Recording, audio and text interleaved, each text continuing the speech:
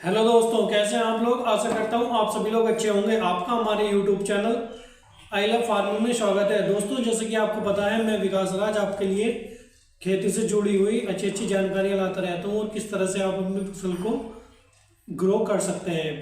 दोस्तों, जैसे कि आपको पता है कि मैं गेहूं के बारे में कई दिनों से वीडियो डाल रहा हूँ और मैंने आपको बताया है कि किस तरह से आप अपनी फसल को अच्छी कर सकते हैं। और जैसे कि आपको पता है कि गेहूं की फसल अब लास्ट स्टेज में चल रही है। 80, 90 या 100 इतने दिनों के बीच में आपकी फसल अब होने वाली है। और किस तरह से आप गाभावस्था में अपनी फसल को ग्रो कर सकते हैं और किस तरह से आप अपनी फसल की देखभाल कर सकते हैं, इस वीडियो में मैं आपको बताऊंगा।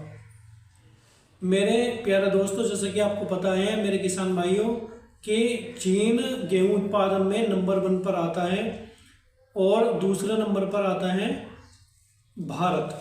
परंतु दोस्तों, क्या आपको पता है कि प्रति एकड़ उत्पादन में भारत का टॉप 5 में भी कहीं पर नाम नहीं है, क्योंकि हमारे यहाँ पर उत्पादन कहीं ना कहीं कम होता है प्रति एकड़ के हिसाब से।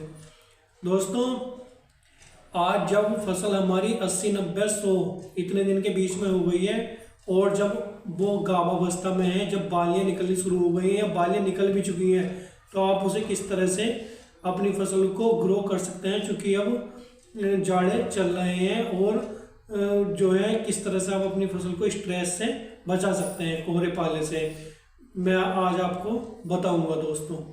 दोस्तों, जैसे कि आपको पता है कि इसके लिए जरूरी होते हैं 3 पोषक तत्व। एक होता है दोस्तों फास्फोरस, दूसरा होता है दोस्तों बोरोन, तीसरा होता है पोटास। दोस्तों, ये तीनों ही तत्व हमारे फसल के लिए बहुत ज़्यादा महत्वपूर्ण होते हैं। दोस्तों, आपको सबसे पहले लेना है फास्फोरस 1261 के नाम से आता है, WSF। वो आपको स्प्रे कर देना है। दोस्तों, इससे क्या होगा कि अब जो तना होता है ना, फास्फोरस से गेहूं का तना मजबूत हो जाता है, जिससे जब बालियाँ आनी शुरू होती हैं या बालियाँ आती हैं तो वो तना गिरता नहीं है, झुकता नहीं है। यानी कि आपको ग्रो करने में अपनी फसल को फास्फोरस की बहुत महत्वपूर्ण भूमिका होती है। दोस्तों, आपको एक थैली लगा देनी है।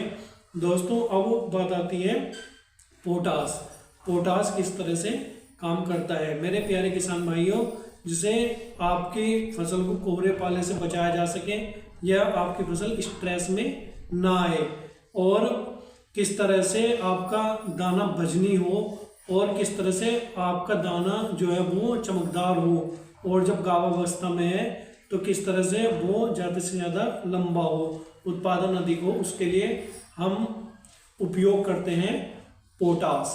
तो आपको पोटास 20 से 25 किलो अपने खेत में बिखेर देना है, या दोस्तों जो पानी में घोलकर 20 से 25 किलो पर एकड़ के हिसाब से आपको पानी में घोलकर स्प्रे कर देना है दोस्तों, जिससे आपको जो पोषक तत्व होते हैं वो जमीन तक पहुंचाने का काम करता है पोटास। और जो जैसे सनलाइट वगैरह होती है ना, ये भी अपने भोजन को बनाने में मदद करता है, ये करवाता है पोटास। तो इसकी इतनी महत्वपूर्ण भूमिका है। दोस्तों, आप ये दोनों चीज़ नहीं लगाना चाहते हैं, फास्फोरस और पोटास के जो मैंने प्रोडक्ट बताए हैं, आप इन्हें मत लगाइए। आप केवल एक थैली ले लीजिए NPK 05234 की।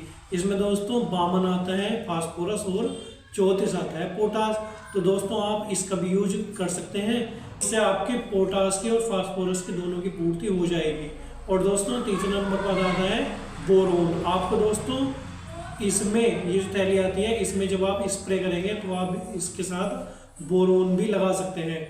दोस्तों, बोरोन की मात्रा लेनी कितनी है और बोरोन का क्या फ़ायदा है मेरे प्यारे किसान भाइयों। बोरोन का फ़ायदा ये होता है कि जैसे ये परागण में मदद करता है, जैसे एक पौधा से दूसरे पौधे के बनने में ये मदद करता है बोरोन।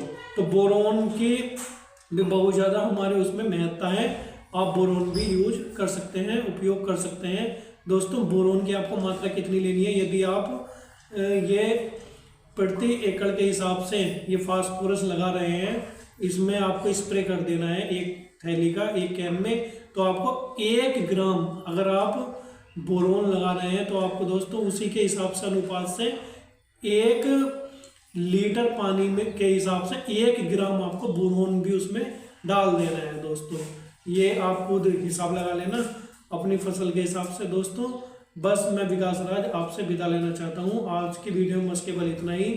मैं आपसे विनती करता हूँ कि अच्छी अच्छी जानकारियाँ खेती से संबंधित पाने के लिए हमारे चैनल को सब्सक्राइब करें, वीडियो को लाइक करें, पसंद आई हो तो और शेयर अपने दोस्तों के साथ शेयर कर दें और बेल आइकन को जरूर दबा लें ताकि आने वाली वीडियो का नोटिफिकेशन आपको सबसे पहले मिल जाए।